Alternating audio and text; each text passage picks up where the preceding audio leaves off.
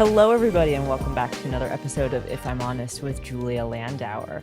I am very thrilled to have Marissa Hill on the podcast this week. And Marissa is an executive producer at Shade Studios, and she's a host at Shade TV, which is the #1 female-led channel on sneaker style and entertainment on YouTube and Snapchat. She's a student of the William Esper Studio and Dina Levy Theater Studio, and Marissa is a fashion model, a former NCAA volleyball player, actress, and broadcast and media host. She's featured in the ABC News Studios docuseries Grails, focused on the rise of hype sneaker culture in golf with Eastside Golf and Jordan Brand. She is a Rotten Tomatoes certified critic, which I think is so cool, and we get into how that works out. She's a member of the African American Film Critics Association, Online Association of Female Film Critics, and many other associations. She has hosted film industry panels at Sundance Film Festival, South by Southwest, Tribeca Film Festival, and 3 times at San Diego Comic-Con. She is also a 3-time featured speaker for YouTube at VidCon in Anaheim regarding monetization best practices on the platform, which is incredibly important for any content creator. She hosted Sports Pro New York in March 2025, and she also hosted film panels at Toronto International Film and New York Comic-Con. She is a co-founder of the Dynasty Sports Film Festival, the first creator-led sports film festival of its kind in the world. This was a really enlightening and really interesting conversation. I was not particularly well-versed in sneaker culture and haven't spoken about the depths of creating on YouTube. So Marissa was very transparent about how she started her channel, where it came from, also how she knew what to invest in right away to be able to take the core content that she was capturing and to be able to license that out later and to expand partnerships. She has always been very focused on growth and authenticity and being able to create a space for people who might be going through things or who just want to relax and dive into something that they love, like sneakers. There are very different types of drops that she focuses on. And we also get into what was so important from a team perspective and how she brought on people that she wanted to work with. She is extremely ambitious. They have so much going on as a team, and we dive into all of that, what she's building, tools that she's using, and what she's working on now. So I hope you enjoy listening to this episode as much as I enjoyed recording it.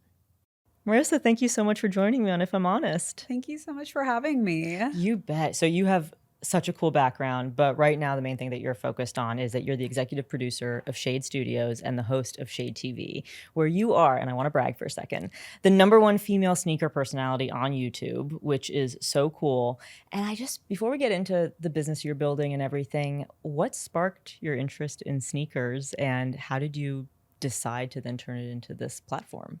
Yeah, so sneakers have been a part of my life for a very long time. My dad, I would say, was kind of the first sneaker influencer in the 80s. He ran with Carl Lewis, Flojo, the Joanie Cursor sisters on the Pan American team, and he worked with brands like Adidas and Nike when they were really getting into track and field.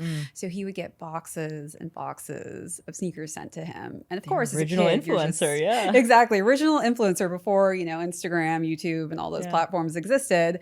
It was just people would see you on the track and you were giving the brands also feedback on the feel and how they were working in whatever, sport you were playing in. But my dad was very fortunate to really be at the top of his game in track and field at the time. So brands were really just coming to him in troves. And I just remember seeing sneakers upon sneakers, and he would talk about his Jordans. And I was just like, one day, Dad, I just want to be like you.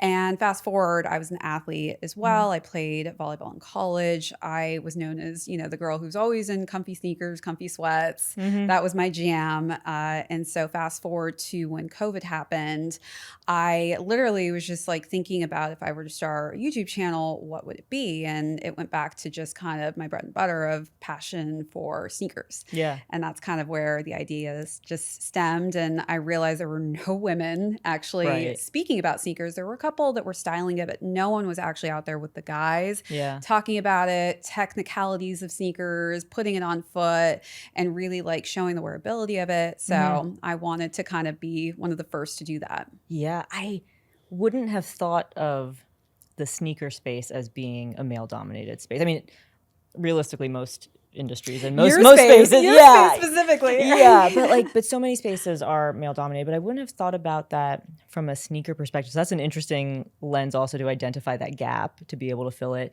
So did you, like, when you were a kid and a teenager, were you like collecting sneakers as well? Like, were you like really nerding out from like how you dressed yourself up and all of that? I think, for me, my mom always put me on a budget. Okay. So, Smart.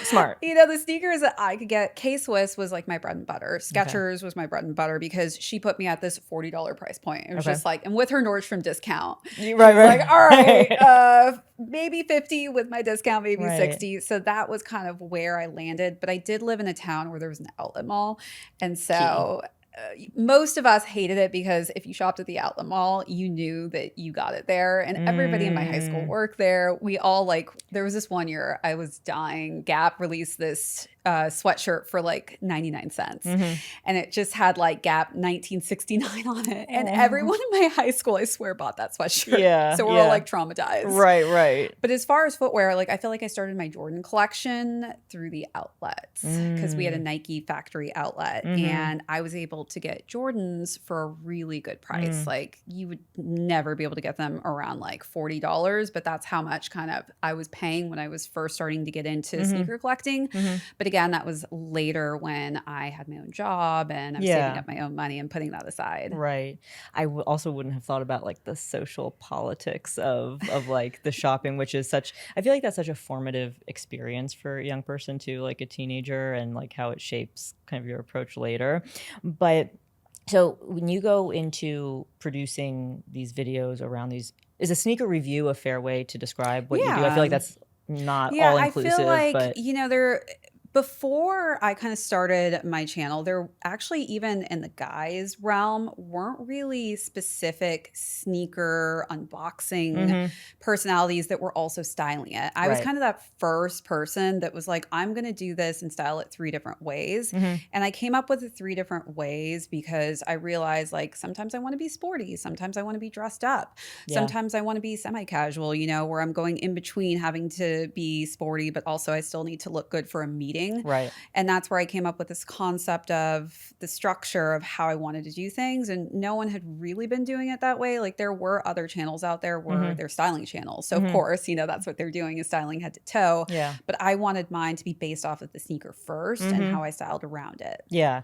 Well, and the next question was going to be kind of around that because the production value is so high for your videos. And I really love the structure that you have of where you explain it, you go through some of the colors, and then you also go about how to style it, but also how the sizing fits, and then things like resale value. And I guess what's the kind of research that goes into all of the information that you're sharing about each sneaker? Like where do you find it, or is it kind of like what your gut's telling you with the shoe? I'd love to know how you create that. Yeah, I think, over the years it's evolved. So I did really kind of start my channel during a huge high in the sneaker economy when things were just like going into a massive trajectory because of The Last Dance that had played and everybody was home consuming and watching content. I feel like a lot of the releases too were just so juicy. Like they were so creative. I feel like back in 2020 and 2019 and things always are changing. I feel like in every industry. And so I do think when I started my channel,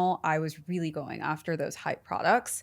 And, anybody in the sneaker world, if you can't get the shoes, which is always the hardest part. I mean, it's really hard to create content off a product you don't have. And so I did have to build those relationships in order to establish being able to secure certain products. I would say that my channel kind of blew up because of the Yeezy slide. No one was really covering them. They were kind of mocking them. They're just like, oh, these are like the jail shoes and they're so atrocious. But I wore them for the first time. I was just like, these are so comfortable. They felt like you were wearing a marshmallow underneath your foot. And so I decided to just do an interesting sizing guide because when I bought my first pair, the sizing was so far off. And so I was just like, I really think that I should do a sizing video on this and really just kind of instruct those who are interested in buying it. Because once you go after a shoe, you don't get a second chance. Usually on the hyper pairs, it's kind of like that's the size you're going to get stuck with. Yeah. You're not going to be able to reach out to the brand and say, hey, by the way, like I want to return this. They're going to laugh at you and be like, here's a store credit. Good luck to you. Right. But I think that's kind of where I really got into sizing guides, and that video really went pretty viral. And then, you know, of course, the resale value of Yeezy slides just skyrocketed, where they were selling 3x, 4x times the price point of what they were going on the retail market.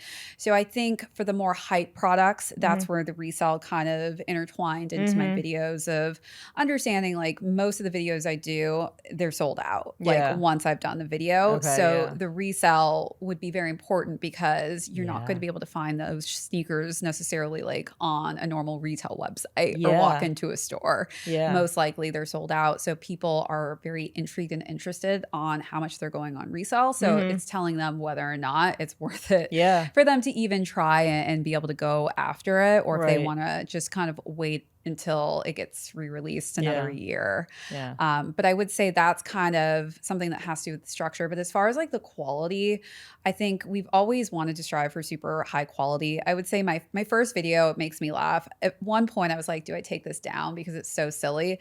But I like to see the evolution of the channel and kind of where I started. Like I think I was like driving to go to visit my family during Christmas, and I had a bunch of Yeezys with me, and I think I shot at my hotel. It was dark. I had no lighting. And so I just look at that. I'm like, wow, this is so embarrassing. I can't believe I put this video up. But as you know, like sometimes you just need to put content up. It's better to have something out there than nothing at all. And I just needed to get the channel off the ground. But, you know, looking back, we've always kind of, me and my small team have strived to just like create really high valuable content. And it goes back to, you know, Hulu with my first documentary, Grails, reached out to me, and they were in need of some really good footage that evolved around sneaker content. And had we not shot our content at that quality, I wouldn't have been able to license that out to them. So that was a really good just learning lesson early on, is to always, always, always shoot high quality, just in case there is someone at some point in time where they're like, hey, like we want to pay you per second to license out your content. And once you see how much they're willing to pay you, you're like, okay, I will forever be shooting in 4K, like, you know, this high quality for you, just in case this does arise, this opportunity again. So did you know that, like how did you know that video was something that was worth investing in? Because I want to get into some of like the operational stuff of how you build a business later. But just while we're here, like a lot of times when people are starting out doing something, like you don't quite know what's worth the investment, or maybe you have limited resources and can't do a big investment. So what was it that like told you and your team, like, yes, this is an area to invest in? I think a lot of research. I was watching like Sean Cannell, who actually is like one of my closest friends. Honestly, like all of the people I used to follow back in the day, they're all my friends now. That's so fun. Which is so crazy. Like Roberto Blake was also somebody I used to watch. Renee Ritchie, who now works at YouTube. But these are, you know, how to grow channels, how to start from nothing, where to invest equipment wise. So I started literally watching and consuming these videos, never ever dreaming of meeting them, you know, in person, which is crazy to fast forward. And you're like, oh, these are now like my small subset of friends that I have in the industry. And anytime I have questions, I can just text them and say, hey, like what's going on here with the algorithm? But I do think doing a lot of research and just understanding, getting your bearings straight before you jump into something, that was super helpful. So I wasn't playing this guessing game of why is this not working, or why am I not growing for this reason? And trial and error too, you know, listening to my audience with them saying, hey, like I didn't have the greatest sound at first. I lived in a loft, and so it was super echoey. I didn't even realize that till, you know, comments were saying, hey, like maybe you need to work on your sound. So I got a new mic system, but I was also doing lives at the start. So I would talk about my problems live, and people would be like, here's $5, here's $10. Let us like help you get better lights. Let us help you get better mics. Cool. You know, so I feel like when you are starting off the ground and maybe you don't have access to the funds that you necessarily need to, whether it's upgrading your lighting or upgrading, you know, your video, always just like let your community know, Yeah. especially if you are comfortable doing live. I feel like that is a great resource for you to start kind of like a little fun for yourself. Yeah. You know, everything that has been donated into my channel has gone back into my channel. Yeah. Yeah. So pro tip for all the content creators out there I Yeah. love that audience integration and like audience feedback. And I think that like live performers get that on stage, and to be able to get that with the platforms that we have is a really, really smart idea. And going back to what you were saying about the early episodes and the early posts that you did, I think something that I've heard a few different people comment on is that we're in a time when things are so curated and things are so perfected that there's something really nice about seeing the journey that someone has been on, and that's kind of a differentiating factor. And then other people who watch your channel now can still see where you started, and I'm sure that's inspirational for people to know, like, okay, well, I feel like I didn't do the best job of my first video production, but there's still this potential to grow. And so that must also just like unite the people who you have following you and Oh, watching yeah. I videos. mean, it's just such a tight knit community that I have, especially those who've been with me since the start. I Yeah. mean, it's like I've grown a little family almost, where a lot of them I've known since day one, and they were in my live sessions and just, you know, there to see my journey, but also just the fact that they've invested so much time and energy into the content that I pump out and put out there for them. Yeah. You know, it's just one of those things where it's like this give and take situation of like, you want to give back to those who have given so much to you. And I recognize that just sitting and spending time with me, like I want to make sure that I'm providing good content that you're going to enjoy. It's not just for myself, but it's also for, you know, my viewers out there. I really want them to be entertained and inspired. And if that is like just informational, where they're coming, you know, to figure out something they didn't know before, or even just if they're having a hard time in their life. Like during my lives, this one guy actually got stabbed, and oh my gosh, he was literally in an ambulance on my live, literally going to Bellevue Hospital. I was just like, he's like, I'm so glad that I'm here in this live right now with all of you. I don't think I would be awake and in it and positive. And, you know, my community came through and they were all just saying, hang in there, buddy. So there's just like these crazy moments like that where you're just like, whoa, this is insane. But, you know, looking back, I'm like, I'm so grateful that whether it's somebody like him or just somebody who's going through a hardship in life and they're lonely and they need somebody to, you know, listen to and talk with. Like, I'm glad that my channel has created that support system. That's so great. And to not be alone is so important. And kind of what you were just saying about like, there's something for everyone. To take it back real quick to what you had mentioned about with the resale value, the other thing I was thinking was that not only is that valuable for people who might want to purchase, but then also people who are thinking of selling, like to be able to help that. So again, just another example of like the broad spectrum of people that you reach, which is really cool. And so when you think of kind of how you started versus now, there's obviously some of the production value differences, but from a structure or from a type of content that you're putting out there, are there any really big shifts or changes, or has it primarily just been like a smooth evolution and kind of similar to where you started? Yeah, I think there has been a bit of a shift. Okay. I do think with sneakers and brands and things that maybe I've loved or have been interested in, like I've definitely changed over the years, and I do want my channel to reflect that. So I feel like brands that maybe I hadn't really been showcasing on my channel when I first started, I've now shown. So like brands like On and Hoka, those weren't really like heavy focuses years ago on my channel. Like it was very kind of hype driven product. And now I feel like the channel is kind of moving more into the landscape of product that's more accessible. Whereas I think I was covering a lot of product that wasn't as accessible for my viewers. And so now, you know, also just product that's even more reasonable in pricing. So like Skechers has been a huge brand I've been working with because, you know, that's my roots. When I go back to when I was growing up, like that's all I could afford.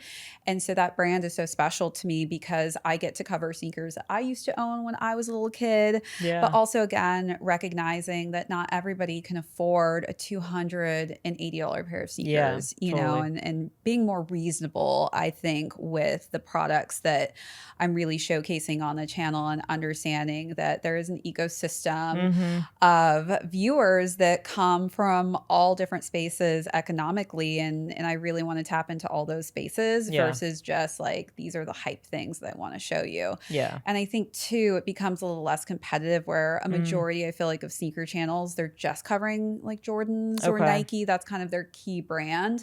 Whereas I've really diversified, and I cover so many more brands. Yeah. And I've created almost like a library, I would say. So when you're searching on Google, like, I want to make sure you're coming across my videos, no matter what sneaker it is that you're searching. I want to make sure that I have something out there for you to find. Yeah. And are you seeing that kind of slight shift in the content you're putting out and the types of sneakers that you're highlighting? Are you seeing that reflected in your followers and subscribers and the people who are engaging with you? Yeah, I mean, I do think that, of course, like, I have my hype viewership, where I also used to cover Supreme very heavily when I first started my channel, which Supreme, you know, when it was purchased, things I feel like changed in the retail decision making of what collaborations they would be doing. And I just kind of fell a little bit out of touch with the brand itself. And, you know, for me, I just kind of evolved and moved away from that.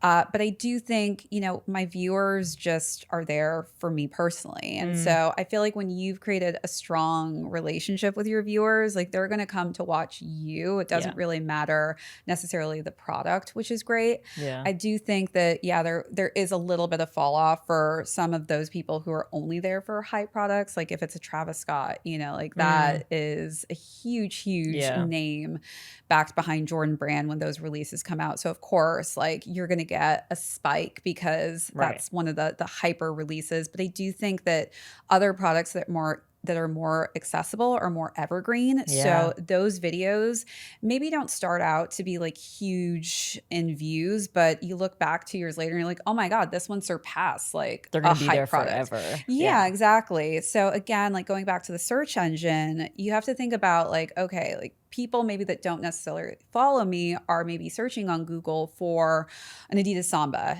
and they want to know about it, you know? And so they're going to come across my video and become a subscriber later on. But that could take, you know, maybe a couple weeks, a month, a year. Doesn't really register the exact timeline, but at some point, like, I've really built myself into that ecosystem of being a very searchable channel. Yeah, which is fantastic, and what you need to do regardless of what you're doing these days, not only for SEO, but then also the AI search optimization. Especially for AI. I mean, just really driving it to understand too, if somebody is looking for, if I'm looking at how to style an Adidas Samba and it's a specific silhouette, like, I want to make sure that that AI is bringing up my video content in the search engine. So when it's like, here is where we're driving that information from, it's coming from her channel, but also here it is for you to view. Yeah, no, totally. And that's super smart.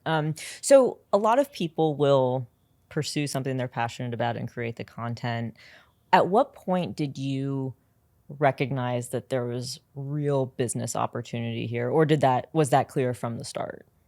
Yeah, I think going into it, I've always just had an entrepreneurial mindset. And so I think my objectives were already kind of set in place. But those objectives, of course, did change over time. And I don't think I really had an idea of when the money would exactly start coming in because, of course, trial and error. Like, I was going out there, I'm like, I don't know if people are going to want to watch me. You know, I don't know if they're going to care to consume the type of content I'm putting out. So I do think at the start, it was more of a learning landscape.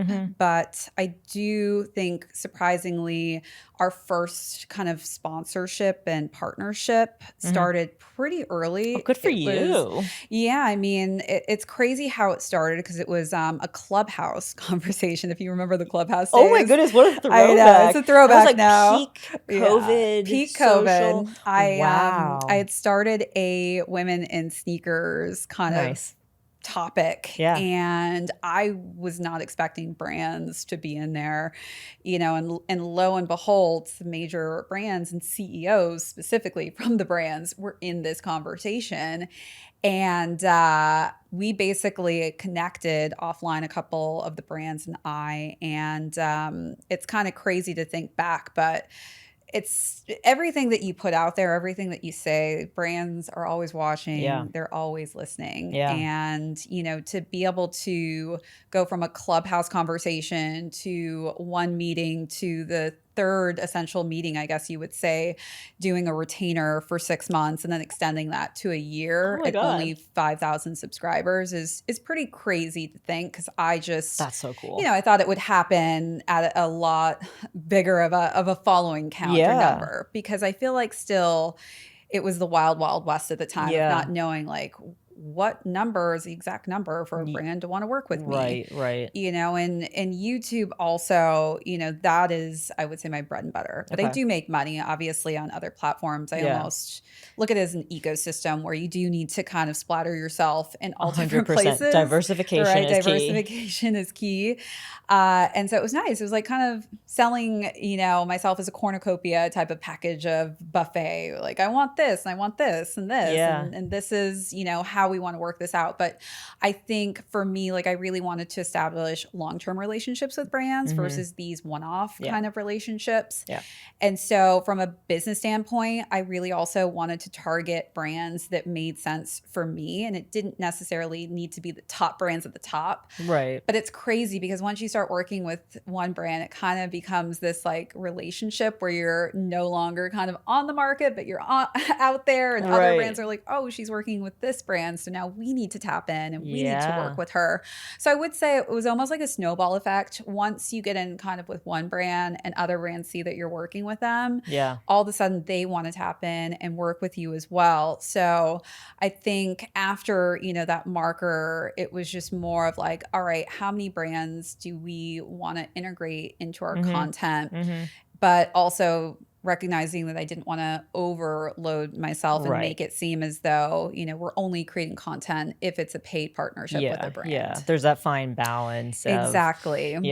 Another part was, we had other objectives to just expand, not just from sneakers. So the name of the channel was pretty open in a sense where I didn't want it to be called like Marissa Hill Sneaker Channel or something, because I didn't want to really corner myself into a position where I wouldn't be able to create content outside of that. So we've kind of created it almost into a production company. And so from that, we've been able to do some consulting on top of just, specific sneaker content. We've created a media outlet. So not just creating video content, but also editorial pieces for the brands. So anytime I partner with brands, I always have that option to offer them an editorial written piece by myself or one of our other editors that we have on our team, which is great. And then also just expanding into other realms where sneakers are a part of so much culturally. So whether it's movies, music, we've now kind of diversified and expanded and branched out into other niches that aren't just specific to sneakers. No, that's great. Going back to your Clubhouse comment a little bit. Good old Clubhouse. Tangentially related to that, were you at all active in the Web3 space around NFTs? And I asked specifically because there was so much overlap, I think, with physical goods and then memberships or tokenization for access to some of these. And I was really involved in like the Women of the World and Boss Beauties, and they ended up being racing sponsors. But I was wondering if there NFTs were huge in sneakers and so many different niches. I mean, one of my close friends, Jeff Staple, who was actually one of the first like big people in the sneaker community that I actually interviewed, had a huge NFT company as well. I didn't necessarily dive too much into it. I was aware of it. And of course, Nike tried to do some stuff as well with NFTs. Again, little wild, wild west as well. Huge wild, wild west. Like weird. I just am more about tangible products, personally, especially, when I'm creating my videos, it's really about the touch and the feel of a product, and NFTs, again, non-tangible. So it just like for me didn't really work out as something I wanted to really focus and integrate, though there was a huge spike at that time. And I know a lot of people went viral talking about NFTs. I just kind of took a back seat and was watching as it was going. And if there was ever an opportunity to incorporate that into the conversation, then I would. But I don't think that me personally, I didn't really like go directly into that world in that space. space. Yeah, totally fine and cool. And I think that to your point though, that tangible nature, and again, I was in it a little bit, but it was cool to see. Well, one, I'm going to sidetrack. It's so much work to learn about that new technology and blockchain, and just like Oh getting yeah. onboarded and like with your wallet. So like it's It's convoluted. It was very very convoluted back then. technical, and understanding It's how you can scary. spend your tokens and money. And it's like, yeah, it's It's a definitely lot. Yeah. something you have to spend. You It's have to almost like a second commit. career, yeah, that Yes, you're committing to for exactly, sure. exactly. So as I mentioned before, I'm really interested in some of the operational stuff that goes into building a company and the admin side. And so as you've been building, you mentioned your team. How Mhm. did your team start and what is your team now? Yeah, so we initially started as a team of two. And then during that time, it was a time that I really got into Discord and kind of the underground sneaker Yeah. world. So I was in a ton of these Discord groups, just really trying to understand the sneaker industry Yeah. because, I hadn't really been hardcore into it. And I Right. knew that I needed enough product to secure enough for my content week to Right. week. And these discords were so helpful. I mean, that kind of became my own subset family where Hmm. they were either helping me secure sneakers that I couldn't get on my own, Yeah. or they would even send me their pairs just so I would have something to show content That's so wise. cool. So cool. I mean, for them to trust me with like a sneaker that's reselling for $2,000, Yeah. that's a lot of trust that you have in somebody you have not Yeah. met. Like, we've only been chatting online for me to Yeah. then, feel safe enough for me to send it back, and you have that Yeah. trust in me. But was your channel established? Like, could you point to like, hey, these are the types of reviews, like, and these are the types of videos I'm creating? Like, did they see So, you yeah. out there So, in the I world? think as it was growing, like, this is like really just beginning stages Okay. of Shade TV when we were getting into Discord, where I think it was more of like, hey, I'm starting this YouTube channel. And also, like, they were some of my first supporters too, of like, hey, yeah, I'm getting into this. And they would kind of watch and follow along in the journey. And then we would actually travel together. We would all go to Cool. SneakerCon events Mm-hmm. and do meetups and things like that. So I do think that Discord was a huge help from the very start of just getting it off the ground. When I couldn't secure enough product Mm-hmm. or I didn't know how to secure the product, they were always there to give me advice on how to get it. And then also that's where I found my intern.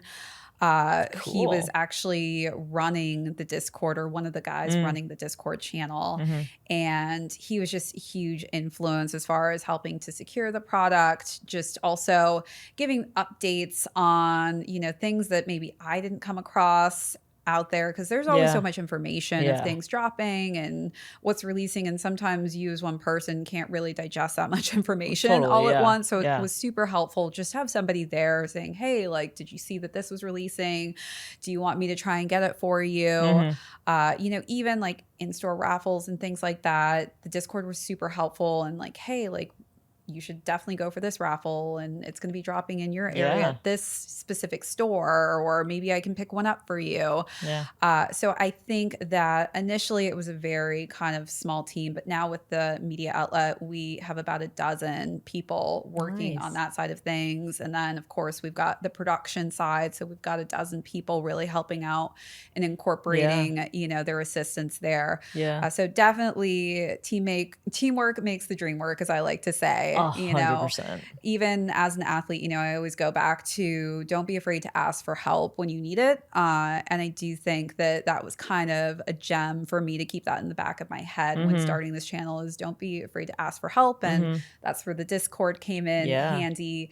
And then of course, that's how I found my intern. And then, from there, building out my team with other creators that I've met. Like, a lot of our writers are actual creators as Oh, well. cool. And they come from different niches, and it was just kind of an escape for all of us to do something different from our day-to-day content that we create. Mm-hmm.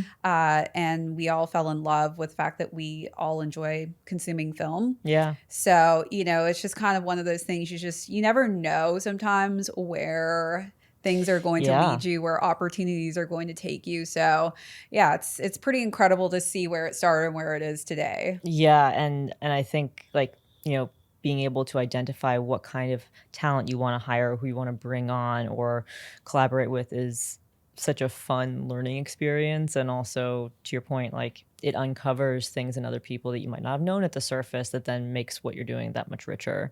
What were some of the tools that you guys realized that you had to lean on, whether that's like a CRM or if it's like establishing a system for hiring? Like, were there some of that like back office stuff that you were like, this was really helpful to have? And it's fine if not.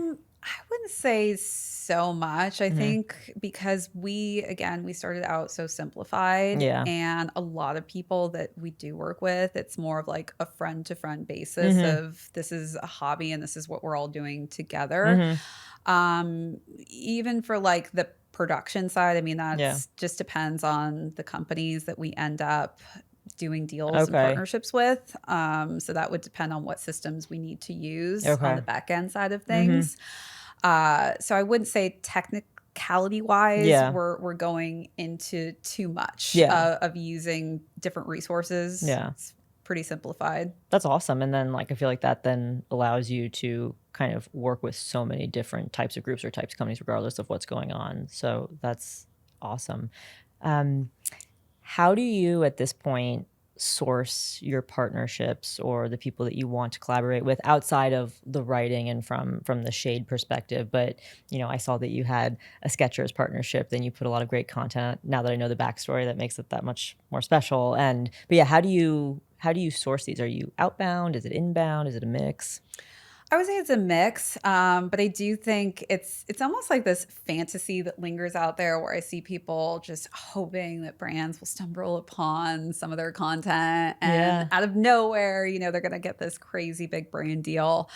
But again, like going back to the Clubhouse scenario, that was just, again, something that was super just simplified, not knowing that I would have brands necessarily in that conversation, but understanding that you always need to, speak to a certain level in the sense of knowing that you never know who's listening to you, who's joining in, and who may be a brand that has their eyes out for you. So I think for me specifically, like creating family-friendly content was very, very important at the start, and understanding to identify the type of demographic I was going after, but also understanding that brands are really more intrigued to work and partner with creators who definitely are more on the family friendly side, I would say.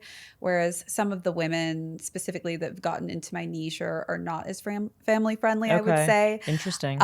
So a lot of the brands, I think, in reaching out to them, I've done a lot of, I guess you could say, cold calling. LinkedIn is definitely my favorite place, right? Which is crazy to think because I actually did not have a LinkedIn before I started the channel. I know. It was very bad. I had one, it's but not bad, just delayed. I guess I could say I had one. I just didn't take it as seriously. It was just one of those. I did it to have my resume out there. And I, because I had started 2 other companies prior to starting this channel. So it was there, but it wasn't where it needed to be. And I do think that just kind of having like your dream list of what are the companies that I want to work with? If I could work with them, what would I pitch to them? And I think having that list and really kind of going out and reaching out to them and pitching why I think I would be a good partner in whatever business opportunities they had readily available during that time frame. Again, I think a lot easier when I started because I was the only girl. So, when you're saying I'm the only girl out here talking, educating on, sneakers in this aspect, lifestyle, styling versus, there were a couple women who were on running channels, but we're not really like focused as a running channel necessarily. It's more some light performance here and there and some light technicalities, but for the most part, I think it was a lot easier to get in with brands when I first started because there really wasn't much competition. But I do think there was a lot of work that definitely 100%. Tied into having those conversations, reaching out, just being able to get that first call is the hardest part. Yeah. And then from there, really pitching yourself, having that media kit, having that one pager, you know, that really drives home why the brand should specifically work with you, you know, and knowing that you basically got 15 minutes to pitch yourself and to get them to really fall in love with you. Yeah. But I do think, you know, Skechers, for instance, had reached out for something on a smaller scale. So this is like somebody who wasn't necessarily outbound to be reaching out to them, more of an inbound contact through third-party agency. But sometimes, you know, when you work on something smaller, it can always lead to something much larger. And I think at the time, what I had pitched them, they weren't quite in a position to work with me then. But, you know, fast forward to a year later, we now have such a great relationship, but also have maintained a long-term partnership. Yeah. But I think that's the other part is sometimes when you do reach out to brands, maybe it's not the right timing. Yeah. And so you do need to be patient and understand that at some point in time, they could come back to you and say, listen, like, I'm so sorry it didn't work out a few months ago or last year, but we've restructured our team. Yeah. We'd love to, you know, have you be a part of like these new brand opportunities and our marketing pitch for the year. So it's just kind of staying on top of the brands. And also the turnover is so high in different industries. So, you know, you're always restarting those relationships from ground one sometimes, where it's like maybe you had made a close relationship with somebody and they've now left to go to another company. Yeah. But again, I do think, you know, like Foot Locker, for instance, was a brand I had originally reached out to, and one division, you know, wasn't really able to work with me on a project, but there was another division that was like, hey, we've got something perfect for you. And so I got to interview Coco Gauff. So cool. Which was really which was really cool. So you just never know. Like sometimes you may be reaching out to the wrong division because a lot of these companies are so massive. Yeah. Like Nike is huge. Adidas is huge. Even where you're based, I mean, that could depend on why somebody can't work with you. Yeah. So I think there are just a lot of steps that you do need to take, especially when you're working with larger brands, but also knowing that sometimes when you are pitching, that could lead to something much larger or bigger. Yeah. Maybe they want to start on a lower scale, you know, like Lululemon, when I first started working with them, they wanted to build that trust with me. So at first it was like just going to an event, and then that led to a campaign, then to another campaign. So, you know, and that started from like a close family friend who was like, hey, do you know that Lululemon is coming out with sneakers? And I was like, no, I had no idea. So I just reached out manually, you know, and that led to so many other things. Yeah. No, that's awesome. You touched on so much there that I kind of want to follow up in a few steps because like on the one hand, I really liked what you said about, you know, you just never know where something's going to lead. And it sounds like you've always been really cognizant of how you're showing up and where you're showing up. And that's everything from like literally how you're typing stuff out in a chat in Clubhouse or like how you walk into a room and how you present yourself and how you engage with people. So like that is so important.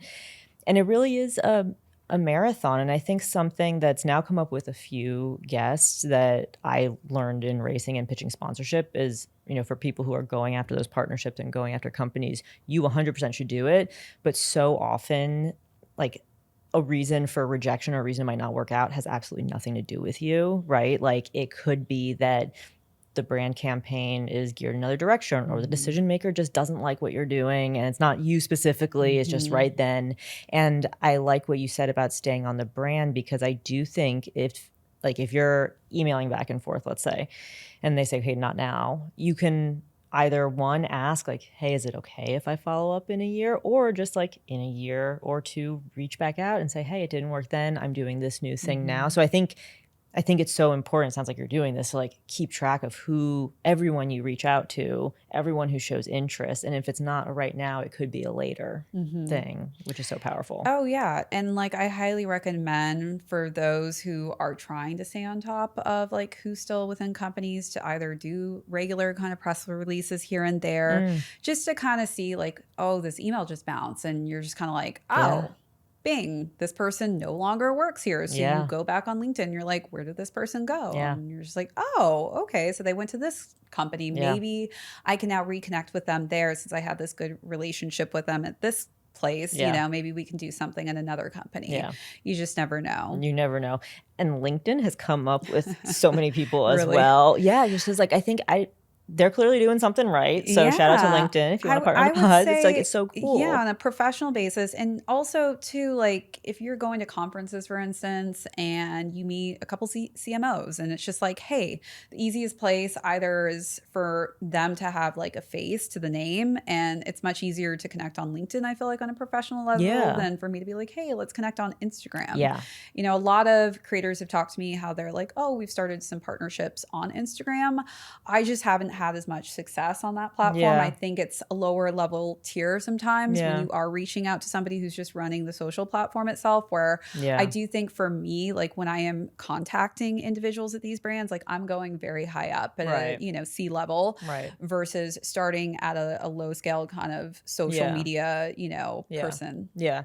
Well, and I think also it's like different platforms will work differently for different people. Like if you're like, I would assume like if you're a big, you know, community influencer where Instagram happens to be a really big platform for you, then a brand's DMs might be the right channel. Yeah. But to your point, if it sounds like what you're pitching and offering is kind of a multi-touch, multi-pronged engagement, then maybe you could start there. It also typically is for what I'm typically asking for, it's a higher level person that's going to be signing off on those projects that I'm interested in. So it's much easier for me to work my way from the top. Yeah. And then if they need to structure it and resegment me to a different division, then they'll do that. But at least I know that I've started with that person who I know is the decision maker versus kind of wasting time and really like working my way up that ladder, trying to find the right person to do the sign off. Totally.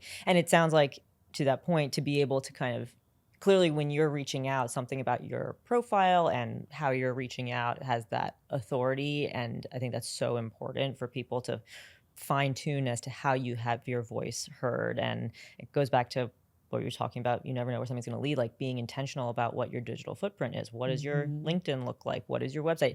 You can't have anything outdated. Like I think that's something where I've been surprised as like, if you're going to let something go, then maybe just take it down unless you... Have you AI'd yourself before? That's always fun.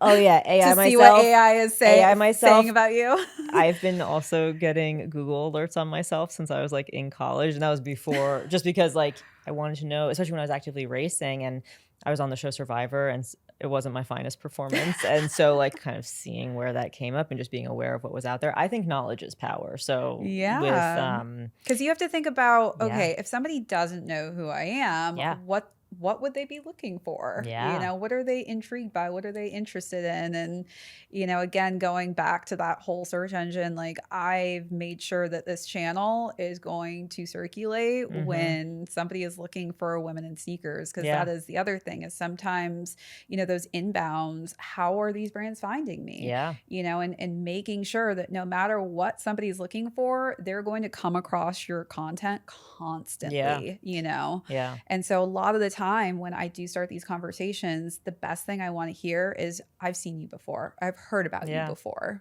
So how are you doing with that with your channel to make sure that it shows up in those search engines and in the AIs? I think, again, going back to the fact that a lot of creators are not creating the same type of content that I'm putting out there. So I think not being competitive with the type of product that everybody's already posting on, because you get kind of lost in that bubble. Like if everybody's doing a Travis Scott and they've got 200 videos, and then I'm doing like a general release samba color and bubble gum pink, and I'm the only one doing that, you know, it's a lot easier for somebody to type in that specific sneaker and come across my content. But again, when you are one of the very few females on that platform, which, you know, I always tell people this, Google owns YouTube. So who do you think is going to technically be like really surfacing to the top when it comes to video content, especially long form content? Yeah. You know, there's not very much competition out there. And I get it because, you know, in sneakers, I always say it's like you have to earn the right to sit at the table when you have a conversation, because people are very gatekeeper-esque when it comes to the sneaker community. So you really have to earn the right to sit there and talk about a shoe, which is crazy to think about. But, you know, I had to go through a lot of obstacles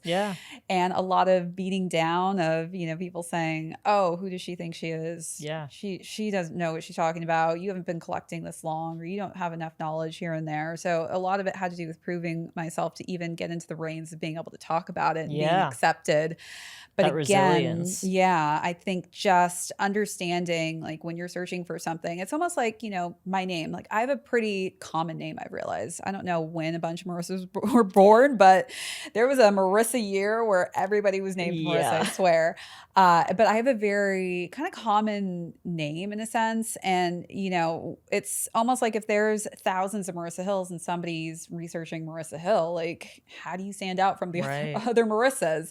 You know, you've got to figure out a way to create enough content out there where it's registering you in all of these different places. Again, huge part is being on multiple platforms, and, you know, it's just driving from all of them information and putting you at the top. Yeah. And are you focusing on written content to accompany the video content and like for the scraping that AI models do? Yeah, I do think that, you know, being able to have those different capabilities and those skills for sure also amplifies us above other creators when I pitch them, like, listen, like I can do an editorial piece for you, I can do a video piece for you, I can chop this up and do shorts, I can do photos for you if you'd like. You know, just having that a la carte option, I think really separates you from other creators that are in your space. So when you're able to say, like, I have a multitude of things, I'm multifaceted, so just pick and choose what you want. That written element, I think, also just gives a little bit better of a background, I guess you could say, a more intellectual sense. You know, even though I hate to say it, but it's like, you know, people have definitely transitioned a lot more to video content, but there's something about written pieces that when I talk about, you know, writing editorial pieces, it just gives me the upper hand, I think, a lot more than saying that I'm just a content creator that puts videos out there. Yeah, no, that makes a lot of sense.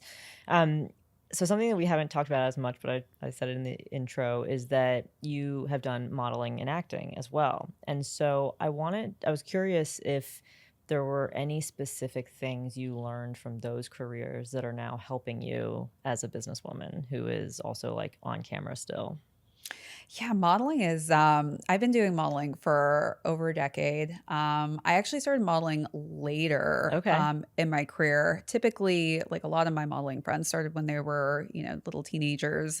I waited till I graduated from college. I actually was about to be on America's Next Top Model, but I auditioned during my volleyball season and my coach was just like, yeah, this is but that's pretty iconic. Like one or the other. I know, and it's tough. And when you have a sport that you're so dedicated to, you miss out on some things. But especially full ride scholarship, you're like, oh yeah, we don't mess with that. So I look back and I'm like, I made the right decision. But so cool, you got to audition. That was very stressful. I bet. Many auditions to make it to that season. But just cool to know that I could have done it if I really wanted to. But fast forward, you know, later after I graduated, I was just like, you know what, maybe I do want to try this. And my roommate decided to like do photos for me. She's like, you have to model. I'm sorry, I'm not taking no for an answer.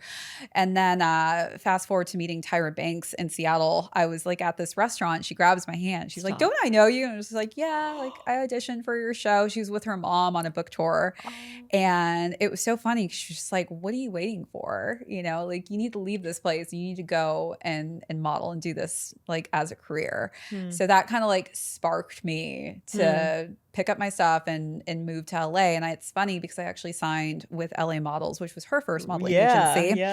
But, you know, modeling has really changed over time, especially with, you know, social media and things like that. Because I do think that it's just diversified what a model is. And AI is also the scary part of what it's doing to the industry.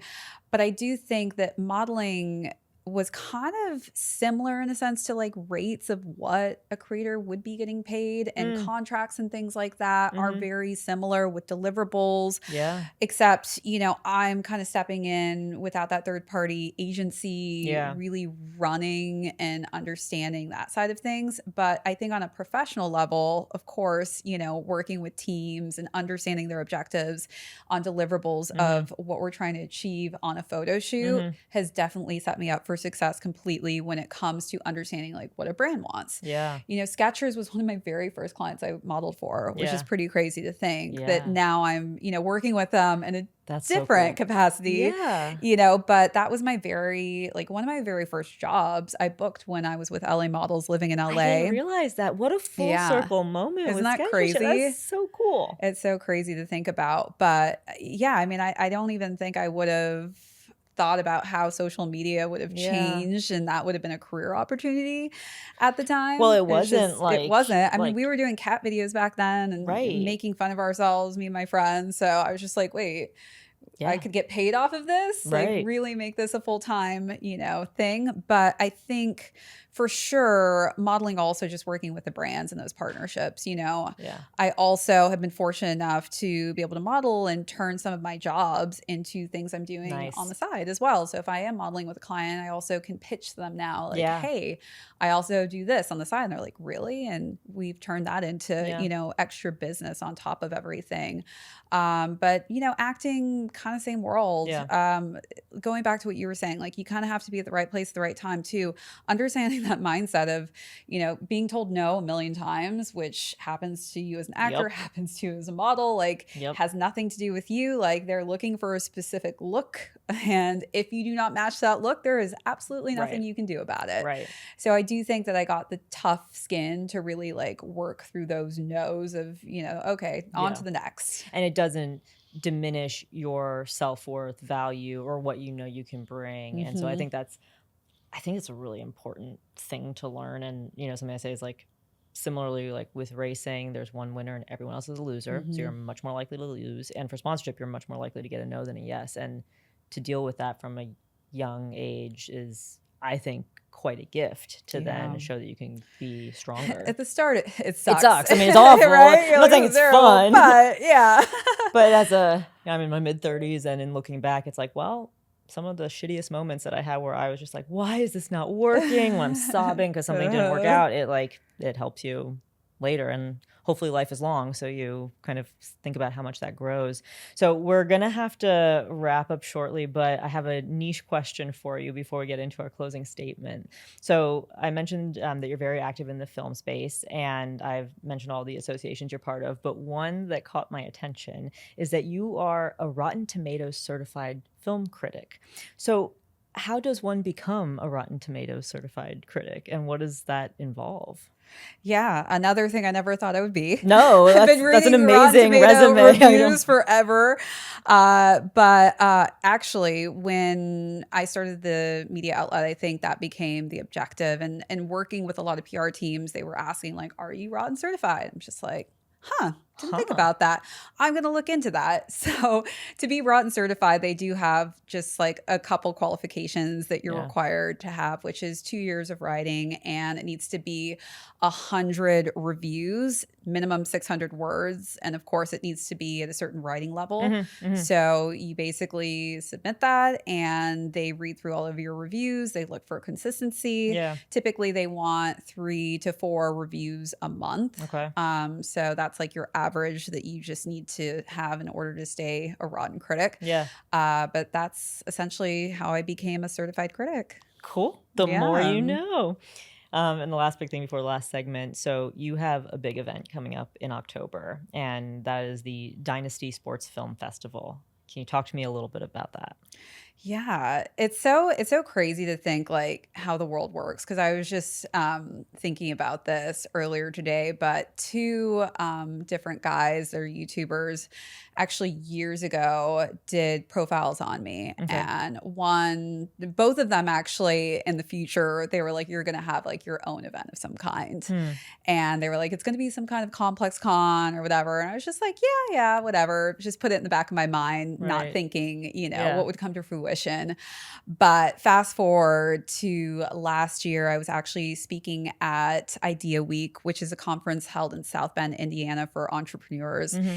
And, I was just standing outside talking to this guy who runs Idea Week. It's so funny because he's basically like the mayor of that area, but not really. And he was giving me a tour of the city and everything. And I was just looking out. I was like, Chris, like, man, this is the perfect location for a film festival.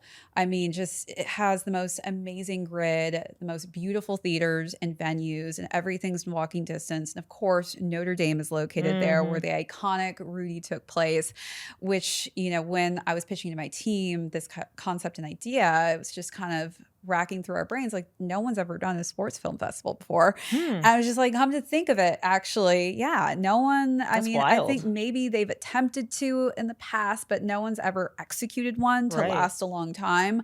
And I've been going to film festivals for years now, and I was just like, this is the place. We've got to do it here. It's so charming and kind of has this Sundance feel, almost like South by in Austin before it became as big as it was. So, we decided like, we've got to do this. It's never been done before.